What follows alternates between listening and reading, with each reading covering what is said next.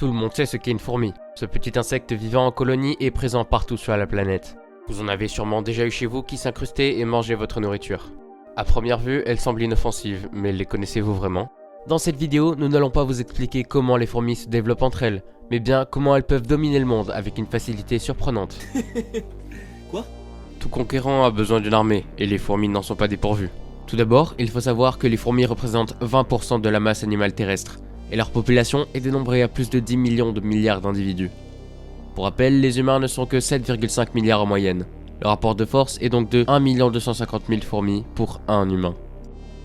Composées de plus de 16 000 espèces, les fourmis vivent dans une société assez complexe et très bien organisée, qui se divise en différentes classes.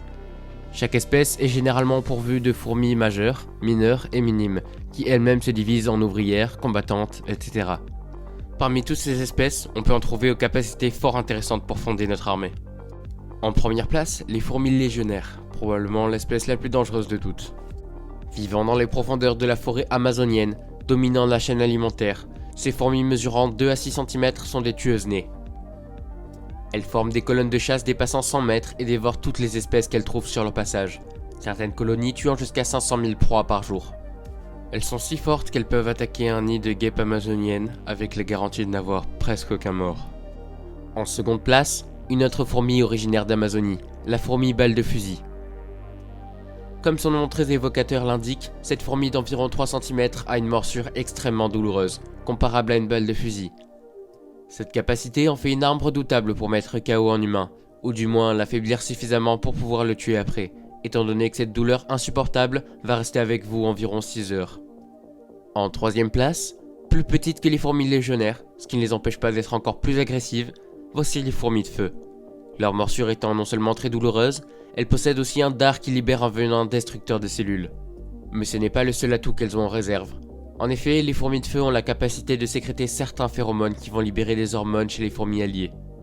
En les dopant ainsi, les fourmis vont devenir plus agressives, plus rapides et surtout plus robustes. Pour finir ce classement, mes fourmis préférées, les fourmis tisserandes. Contrairement aux autres, ce ne sont pas des fourmis de combat, mais pour cette guerre, elles peuvent se révéler immensément utiles. Ces fourmis sont avant tout des architectes.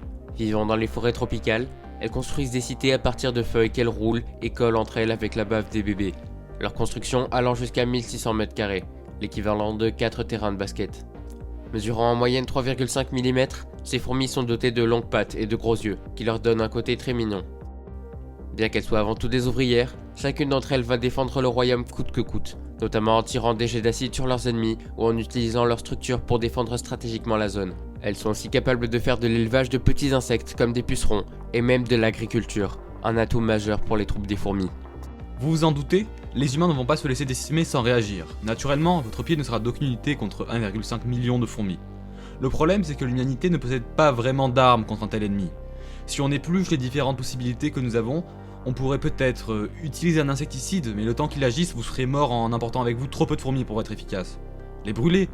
Cette méthode fonctionnerait relativement bien si seulement chaque humain était pourvu d'un lance-flamme et d'un réservoir quasi infini qui pourrait couvrir tous les côtés à la fois. Même si ces conditions étaient réunies, il vous faut aussi manger et dormir, et vous finirez par mourir d'épuisement. Les armes de destruction massive deviennent aussi inutiles, étant donné que les fourmis couvrent tout le territoire. Cela reviendrait à tuer tous les humains présents dans cette zone, ou du moins les éventuels survivants. Pour finir, une arme biologique comme le cordyceps, un champignon parasite qui prend le contrôle et tue les fourmis, serait de loin la meilleure option. Mais le temps de répandre sur la terre entière, il serait probablement trop tard. Même en cas de victoire, l'absence des fourmis va faire s'écrouler les écosystèmes et nous avec.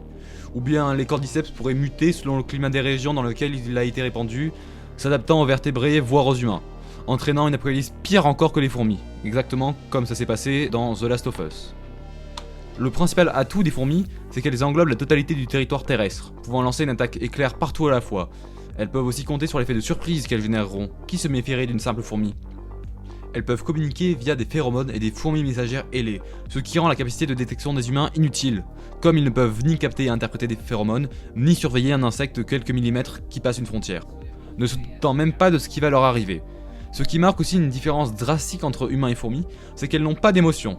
Ça ne leur fera donc ni chaud ni froid d'utiliser le corps de leurs camarades morts au combat comme bouclier ou nourriture. Pour conclure, les fourmis nous surpassent dans tous les domaines, numériques, stratégiques et émotionnels. L'humanité succombera donc au bout de quelques jours, si ce n'est quelques heures, les seuls survivants étant probablement les peuples polaires. Une fois le massacre terminé, les fourmis reprendront alors le cours de leur vie, combattant pour défendre leur terre, reprenant les interminables guerres interfourmis au milieu des ruines de l'humanité. Une espèce jugée trop dangereuse pour la nature et ses habitants.